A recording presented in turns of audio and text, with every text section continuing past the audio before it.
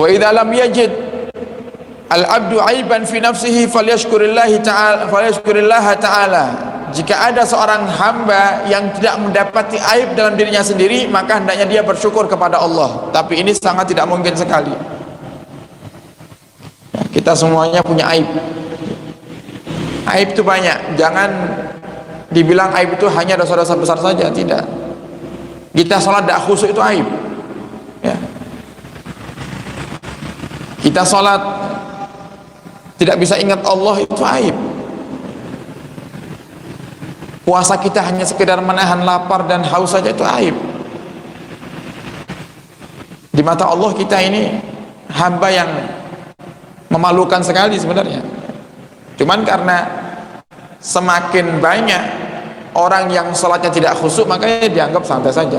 Makanya dulu kemarin di awal-awal bab menggunjing diceritakan di zaman dahulu itu, di zamannya para sahabat, ya, orang yang menggunjing itu keluar bau yang tidak sedap. Orang yang menggunjing bisa dibedakan, ada bau amisnya. Itu zaman dulu. Dan sekarang tidak bisa. Kenapa seperti itu? Saking banyaknya orang yang menggunjing. Kalau dulu saking jarangnya orang menggunjing, sampai seperti itu. Jadi apa yang kita lakukan, ya, daripada ibadah yang kurang sempurna itu semuanya aib, kekurangan itu. Aib itu kan kekurangan. Ibadah kurang sempurna, ya itu yang harus kita fokuskan. Daripada kita ngurusi orang, yang mending ayo kita pikirkan gimana caranya sholat kita khusyuk. Daripada ngurusi orang lain, mending kita ngurusi diri kita, kira-kira yang kita ucapkan ini sudah benar apa belum. Jangankan menggunjing, ya, banyak ngomong aib, banyak ngomongnya tidak gunjing, tapi suka ngomong kesana kemari. Itu juga aib dalam agama. Nah, sekarang gimana caranya kita supaya menjadi orang yang tidak banyak ngomong? Nah, itu yang perlu kita pikirkan. Jangan memikirkan aibnya orang. Jadi kata Imam Ghazali, ya ini husnudzannya Imam Ghazali, kalau emang ada di antara kalian yang tidak mendapati aib dalam diri kalian sendiri, maka bersyukurlah kepada Allah dan jangan kau kotori dengan bi'a'dhamil uyub, dengan aib yang paling besar. Kamu sudah bersih ini, jangan kamu kotori dengan aib yang paling besar. Apa itu aib yang paling besar? Talbun nas, menghina orang. Aib yang paling besar menurut Imam Ghazali adalah menghina orang lain atau merendahkan orang lain. Balau ansafa ulima anna dhannahu annahu bari'un min kulli aibin jahlun. Walau ansafa ulima anna dhannahu annahu bari'un min kulli aibin jahlun wa huwa min a'dhamil uyub.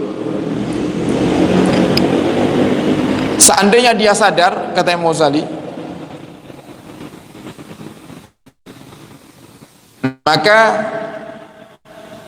dapat diketahui bahwasannya prasangkanya kepada dirinya sendiri bahwasanya dirinya tidak punya aib itu adalah kebodohan. Itu aib. Jadi kalau kamu sadar misalnya, saya ini kelihatannya ada aibnya, saya ini kelihatannya punya aib, dibilang saya ini ahli ibadah yang sholatnya khusyuk, suka nangis sama Allah juga tidak, berarti saya ini punya aib. Karena orang tidak punya aib pasti hatinya bersih pasti mudah untuk khusyuk. Orang tidak bisa khusyuk itu karena hatinya,